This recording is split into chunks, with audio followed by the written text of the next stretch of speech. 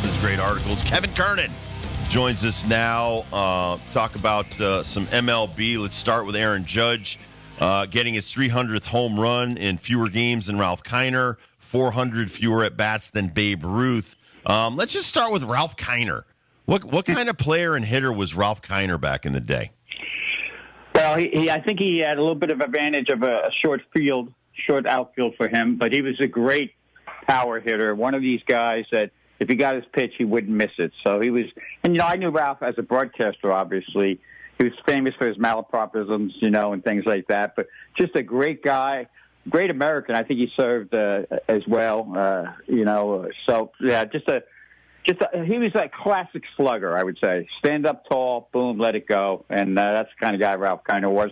And also, those teams weren't very good, Dibs, so he had a chance to hit some home runs. You are correct, sir. World War II vet, right, Dibs? And that's where he was. Aaron Judge, what he's been able to do so much better than anyone else who's played the game. It is incredible, but what it was last night was after an intentional walk to his teammate who was red hot the night before on a 3-0 pitch. I mean, this stuff is like, the old Little League average. We're watching the Little League World Series. 3-0, you're taking all the way. But this guy's barely going to get to see some of these pitches. Are you expecting more of this? If he gets anything close to the zone, he's going to let it go and try to put it over the fence. Well, absolutely. Well, he's also, though, let's not discount how good a hitter he is as well. Yeah. His batting average is way up there. 333 right now, 467 on base percentage. Good. Yeah, so you're talking, you're almost talking Triple Crown type stuff here. And what I'm impressed with, and again, you guys know, you've had me on for so long. Who was the first guy all over Aaron Judge? I just said how great he was going to be from the very first day I met him. I remember talking to Dave Winfield about him in spring training. Just a wonderful human being. Smart hitter, too. Smart hitter. And I love the fact, and I'm glad you guys brought it up, that he got mad. Yep. He's such a nice guy, but he's a former college football player. You get him mad, he'll fire it up even more. And I think the Yankees need that. He's been such a physical leader. He needs to really kind of be an emotional leader. And I think I saw that last night. And Grady Sizemore, by the way, I know it's the White Sox and he's the interim manager. Boy, what a terrible job managing last night. I thought he took out his starter too early, who was dealing and actually struck out Judge on some great pitches. Then he had a good reliever, took him out early, brought in Dominic Leone, who looked to be about 30 pounds overweight, and just blew the game. But you know what? That's what the Yankees need to do. Judge, I think he's so determined to get to the World Series. He needs to be on the World Series stage. That's how good he is. It's kind of like Bonds in 2002, when he was starting to roll. And he doesn't miss his pitch now. And the other thing he does, you got to make the perfect pitch to beat him. And he's swinging at those pitches, so he's giving himself a fighting chance every time. And he's the best thing to happen to baseball. I said it, when he got in the league. I'm not surprised he got to 300. And wasn't it on the anniversary of his first home run too? I think, or close to it. So this guy's been special. Yankee fans are so lucky. And all you need to know about Judge, and again, I've been watching a lot of Little League World Series and stuff, and softball World Series. So many kids are wearing 99. I think it's such a credit to him, Agreed, right. Who he is as a person, who he is as and Dibs, you're out there trying to formulate these young guys, young people into good people. Judge is doing that. Judge is the best thing baseball. Baseball should get away from all the little garbage things that they're doing, like trying to force the starting pitcher to 6 innings, and just start promoting Judge to the 10th degree. And that would be my advice to baseball right now. Promote him across the board. Make him your Michael Jordan right now. He's baseball's Michael Jordan. Let's get it done. That's well said by you. I was just at a tournament last week up in New York in Schenectady, right by the Hall of Fame. And almost every kid and I was coaching 13U and 15U teams. There's a kid on every team, including my own, that are 99. So I didn't even really think about that. Like a light bulb just went on. I'm like, God, that Kernan's smart. There is a 99 on every team now that I play, and every team and women. We'd never see that because it's not that. Yeah, it's a football number. All right. Yeah, and I think it's great too because it just shows you that he's reaching these kids without overreaching, if that makes any sense. Yeah. No, absolutely. Listen, he's like Clark Kent and Superman. What he does is superhuman, but he's like mild-mannered, and I think the only kind of time he has to do something that is out of the norm is when he has to act like the captain. And it's right. Kind of like, listen, Barry Larkin was a perfect captain. Bilingual, he could get in your face in a second. Great guy, but he when he needs something to be said, that's not Judge. Judge is like he's kind of a behind-the-scenes guy. I just want to do my thing. I want to play ball, go home, play with my dog, with my wife, that kind of thing. So I kind of think it might have to bring him out of his shell. I'd love to see this guy get pissed off. Honestly, the one thing that's been the knock on the Yankees, I've been back here 10, 11 years from the West Coast. What annoys me is they're so businesslike. Stop being businesslike. Let your hair down a little bit. Be a little more attitude like the Red Sox and the Mets and some of these other teams, And that's, listen, my wife's annoyed because Soto is the only guy that has, attitude. Verdugo's a different attitude. But Soto, I teach my kids to attack the ball like Soto.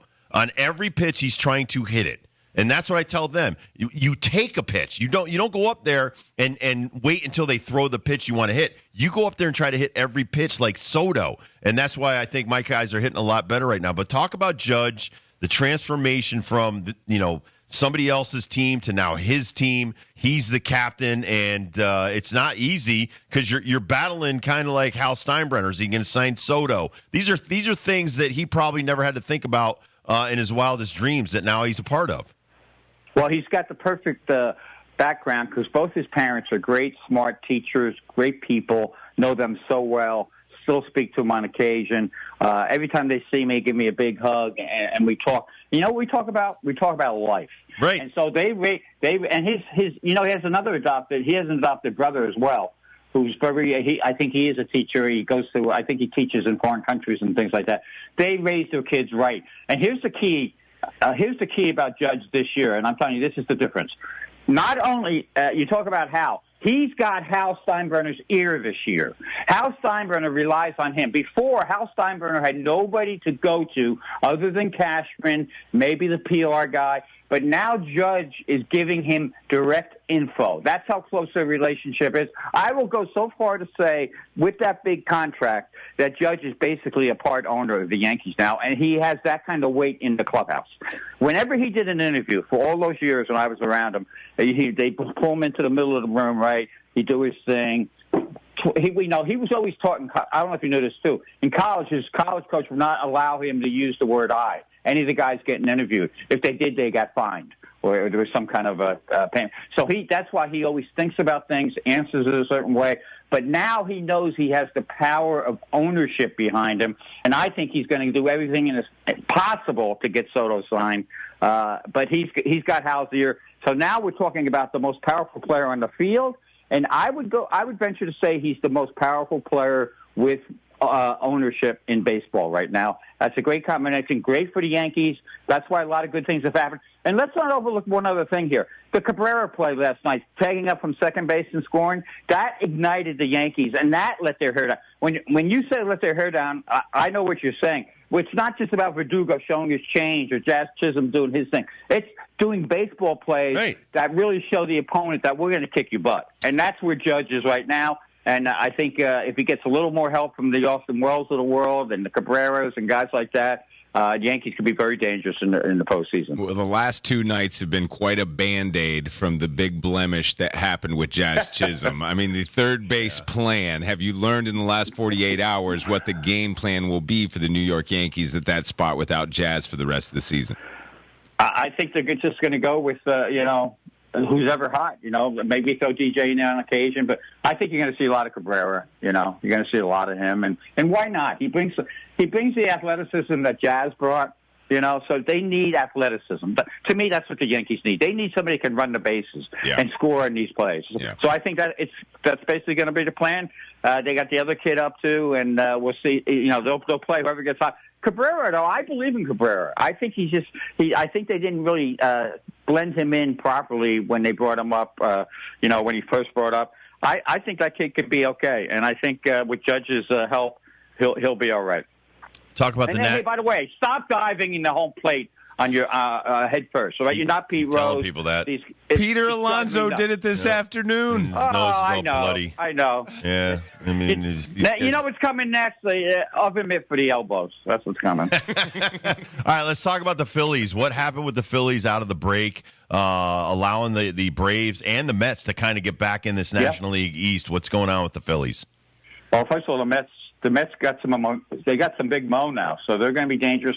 Ever since the statue strikeout, Lindor has decided I'm a really good player. Let me show it. The Phillies, I think you're getting. First of all, you guys know it. You're never going to be as hot as they were. They played some bad teams early on. Their record wasn't as good as they weren't as good as their record showed. And here's what I think happened most of all. There was a loss of confidence in Bryce Harper for whatever reason. He was not the same Bryce Harper. He did not have that thing we're talking about with Judge now. Harper always had that. He always had that, but he lost it for some reason. They were beating him with fastballs too. So that tells me, and people I've talked to, they can be beat with fastballs up. And some teams have figured it out. Some teams haven't. Some teams haven't because there are no more advanced scouts. It's another example of how they've ruined the game, screwed up the game. So they're going into games not knowing where the players are at their weakest. But some teams have figured that out. The Phillies they're going to be challenged, and Harper's going to have to rise to the occasion. He's the guy. They had their fair share of injuries, but they're getting over that now. I think Wheeler and those guys are just they're too good just to say. They're going to disappear. So I think it's good for a team, to be quite honest, to have a roller coaster on the bottom of the roller coaster for a while, because you can't keep up that momentum all year, and you need to refocus and say, yeah, we need to step it up a little bit, and that's where they're at. The Guardians have been on somewhat of a roller coaster. They had a 7-game losing streak, and they've just followed that up with a 5-game winning streak. They have 72 wins, and they're leading the Central and the AL. Yep. They're always a thorn in the side come playoff time. Is this a for real Guardians team? Do they have enough to actually be contenders? They have more for real than they used to have, and by that I mean they have a little more power. They have a little more pop. They're always missing a little pop. They're still a little, so with that more pop they have, they play the game right. I like their manager, and I think they could definitely be a thorn in the side come playoffs. They play the game right, and that front office does a good job. I'm always ripping a lot of front offices, but that front office puts the pieces together. They have the guys that make contact, Quan, and those. They have speed. They get rid of guys too. They have a little Tampa Bay Rays in them, whereas they think you're not helping, you're gone. I.e. Ahmad Rosario and things like that. So Guardians are definitely, and plus they're in that Central Division. That's the other thing. Anybody who gets to play the White Sox that many times has a huge advantage. The Royals, I think, are 12-1 against the White Sox. So so the Guardians can kind of build up a little bit and get to where they need to be. And I think they'll be a dangerous team in the postseason. Tell me what you think of Bobby Witt Jr. He's hitting .453 since the All-Star game. Guy's probably not going to win the MVP because of Judge, but could get Kansas City to the postseason. Your thoughts on him and Gunnar Henderson and some of these really young shortstop? Kind of reminds me of back in the day with Jeter and A-Rod and Nomar and all the other guys when Omar Vizquel when they all came up together. That's exactly it, and I think it goes in waves. That's the funny thing about baseball, and Bobby Witt Jr. obviously been around the game his whole life. He's lightning bat speed. I mean, what he does with the bat is incredible, and just to watch those guys. And they're not getting beat up physically. That's what I like too. So they know how to play the game. Yeah, I think they're going to. Bobby Witt Jr. to me is he would be the MVP if not for Judge. And it's great the young superstars need to come up, because I was thinking about this today, guys. The poor kids that are 25, the people who get on me sometimes on Twitter and stuff like that because of the way I approach with the game and stuff like that. They've never seen real baseball. They've never seen the way Jeter, they weren't old enough to appreciate those kind of things. So all they know is Moneyball, nerdball baseball. Yeah. So when you get guys like Bobby Witt playing the game the right way, Gunnar Henderson playing the game the right way, and the oral hitters, and the other thing they do, very important, they get on top of the fastball. All those guys we just talked about, they know how to get on top of the fastball. Soto is incredible. Yep, Harper, Soto, Shohei, all those guys get on top of the ball. And that's what happened to Harper. He wasn't getting there, so maybe he's got something physical. But they get on top of the fastball. You see how they play the game and all the things they bring to the game. That's why baseball is so great. And for our younger fans, I'm happy to see that they got some people that they can really root for. This is going to pain both of you. I just saw this stat. Now we're down to 7 Dibs. 7 players hitting over 300 as we speak. Bobby Wood Jr., Judge. Shohei, not one of those right now. He just dipped down to 295, but he is about to be a 40-40 guy. Like, this has been, a pretty cool season to watch if you've been paying attention to it. And he's probably going to win the NL MVP. Am I wrong on saying that, Kernan? No, he's got so much momentum behind him because of who he is. But I got to take you on task on one thing. To me, the 40-40 has lost its influence of what it used to be, simply because pizza box bases, bigger leads, can't disengage. Those stolen bases are not nearly, it's inflation. It's inflation with the stolen bases. So it's these 40-40s are not the same 40-40s. I've talked to space stealers. I've talked to Ricky. These guys think they could steal 100 without even being caught in this era. Yeah. So, it's great what Ohtani's doing. And I was watching the Japanese team play in the Little League World Series. They were putting a hurting on Puerto Rico. Yeah. And one of the things Shohei does is he gives baseball gloves to all the schools in Japan, which is great. So I like to see that side of Shohei. Plus, we had the translator thing this year. So Shohei's been in the news forever, so there's no way he doesn't win the MVP in my book. Mookie Betts is back. How difficult is it for everybody else in the NL West, but also the NL when that guy comes back? Well, he better be back strong, because I'm telling you, we didn't get to it, but I love what the Padres and Diamondbacks are doing. They're bringing the Dodgers back to the pack. Wouldn't it be something if they don't win the division? So Mookie's going to have to be at his best.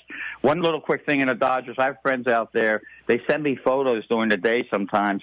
They have a legion of young intern-type people.